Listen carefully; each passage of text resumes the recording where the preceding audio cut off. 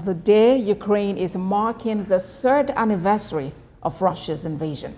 In a show of support for Kyiv, leaders from Europe and Canada have arrived in Ukraine's capital, Kyiv. The visitors, including the President of the European Commission, Ursula von der Leyen, and Canadian Prime Minister Justin Trudeau, will attend events led by the Ukrainian President Volodymyr Zelenskyy. Sir Keir Starmer, who is not present in Kyiv, is expected to address leaders from the G7 and across Europe as the UK announces toughened measures against the Kremlin. We have a report.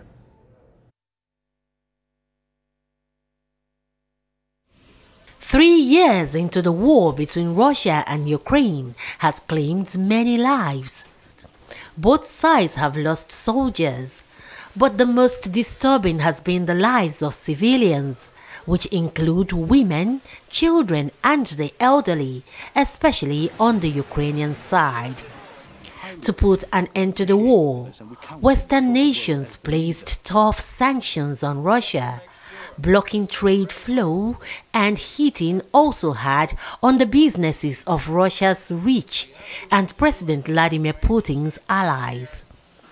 The sanctions seemed to have made President Putin more resilient as he ensured a referendum that claimed Ukrainian territories, also forbidding Ukraine clearly amid threats from joining the North Atlantic Treaty Organization, NATO. Ukraine's oil and electricity installations were badly hit, causing darkness and a drag in economic activities. Along the lines of the heat of the war, the US and the UK decided to permit Ukraine to use weapons provided against Russia on a limited range of firing directly into Russia. Some retaliatory moves got Russia crying out over the devastating blows on its oil installations by Ukraine. Now that the United States has President Donald Trump as its leader, it is a new kettle of fish on the U.S. response to Russia's war against Ukraine. President Trump has repeatedly said the war would not have started if he had been president when it did. He clearly doesn't want free arms or money for Ukraine without the U.S. getting anything in return. He is demanding for a $500 billion share of Ukraine's deposits of rare earths and other minerals as part of a draft deal. But President Zelenskyy is pushing back against the demand, saying that drawing on Ukraine's resources to pay back the sum could take 250 years, adding that he cannot sign anything that 10 generations of Ukrainians would have to pay back. On the third anniversary of Russia's full-scale invasion, President Zelenskyy is hailing Ukrainians for 3 years of resistance. Now, for an analysis of the 3-year war between Russia and Ukraine, I'm being joined by a global affairs analyst, Benga Onifadi, from the United Kingdom. Good to have you join us, Mr. Onifadi. Now, 3 whole years have passed and the Russia-Ukraine war lingers. Let's talk about its impact. How has it affected individuals, businesses, and even nations? Right, good afternoon. Yes, you're right. The war enters the 4th year today. And overall, if you look at it, we have 2.8 trillion has been wiped off the global economy. There's Russia gas exports. It's dwindled effectively. The cost has spiraled into Europe. Everything has gone up. Likewise, in Ukraine as well, we have about, I think it will cost about $500 billion to rebuild. 3.7 million people have been displaced, 12,500 people killed. In terms of numbers, it's exact. It's just crazy how many people have died on both sides. We're talking about over 1 million on Russia's as well. I think, yes, Ukraine has got support from the wider Europe, likewise from America. But again, Russia's been burning down their resources. They've had the capital. They've got sanctions on their side. They've had themselves been excluded from the global capital markets.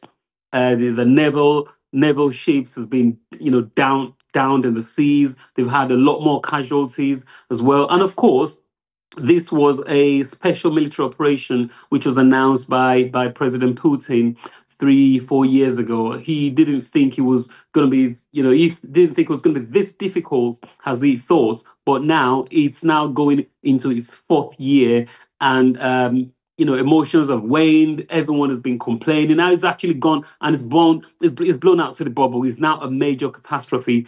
I think the things have gone up. Onions have gone up. Margarine has gone up. I think butter. There was a time, as I recently, you could actually see all over the internet. They were wrapping butters in a security container just to prevent people from stealing this thing. So it's actually come down all the way to the very basics. And yes, it's a huge impact on both countries and of course on the wider world, which has actually triggered into the big inflation, which expunged even well into Africa, because Ukraine is one of the biggest exporters of grains to Africa. I think a couple of years ago, we had a few African presidents who went to President Putin, to allow these things to be exported, the grains to be exported from, just to allow that route to be exported, saying, listen, we are not part of this war. Are you please free up some of this pace so we can get some of that grains which we heavily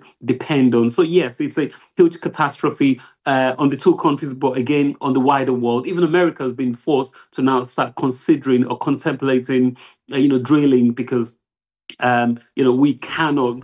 Russia's been on sanctions, and people cannot get that cheap oil from Russia. And likewise, Europe has, of course, you got people getting it from other third world countries, or people going through an alternative route to be able to get this crude oil. So yes, it's a massive deal.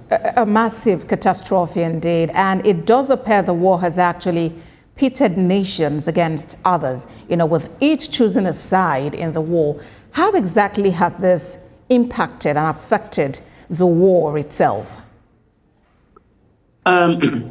It does vary, actually. It's quite strange because we've got 1 month of President Trump right now, and you could say he's turned things all over its head. Majority, should I say, of the world we had China, who chose to abstain and say, listen, we are everybody's friends. We had a few countries, but now we've got the United Kingdom, majority of the European countries, who have always been on Ukraine's side, and they say we will be there till the end, or we will be able to see this through. America's always been on that side as well, but since we've got a Trump effect in just about a month, and Donald Trump now, he's turned things around, and on itself, really, anything is expected now. I think a couple of days ago over the weekend, he was saying or blaming Ukraine for the war. He went on from Russia being the main aggressor, now calling President Zelensky a dictator. So yes, I think the world is not, well, the world hasn't seen it differently. I think everyone knows what's going on. But on the other side, or on the other hand as well, he did talk about even trying to force their hand into signing their deal, their mineral wealth to America for the help they've got. But Zelensky's just said, my country is not for sale, and I'm not going to do that. So yes, the world has actually been seen in one way, but President Trump is trying to align, with the bigger man right here, or with a stronger aggressor. And of course, we're trying to rewrite history in our presence, unfortunately, which is what we are seeing right now. And as talks grow about restoring peace in the troubled region, there are concerns really that parties in this war are perhaps not exactly sincere about ending the war. Do you share the same sentiment? I really think he wants to end the war, because that's what he's actually constantly been saying, for years now, right before he became the president. That was President Trump. But one thing we've got to understand is, if you go from history,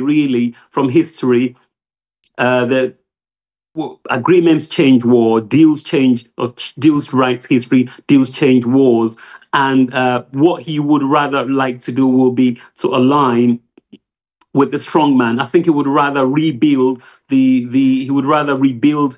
relationship which America has lost with Russia. I mean, Russia is one of the biggest important, countries, most important countries on the global stage, right from history and of course up to the future. They've got literally huge alliance with America, and these two people alone these two countries could shape the way the world is and the direction. I think so. I believe President Trump would like rather to align with the stronger man here, with the heavy man, probably should I say with a wealthier nation as well in this case. So yes, it probably been sincere, because one thing people said to him was he had no plan when he became the president, and he doesn't know how to get on with settling the war, because he said if he was there, the war wouldn't have ended. And in fact, even though we are looking at 4 years, well, on the streets, people are saying it's actually been 11 years, because the first shot was fired in 2014 when President Putin took over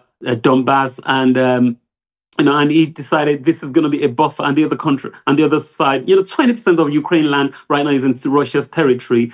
President Trump, I believe, would rather align with Russia. Would rather see them have a deal. Let's give away this land, and then we could all decide to call it a day. But at the same time, Ukrainian President Zelenskyy, he wants Ukraine to be part of NATO. America is in NATO. So what the Kremlin are seeing is basically they are seeing the fray with natural allies, and they're seeing the cracks, and they might want to come in from there.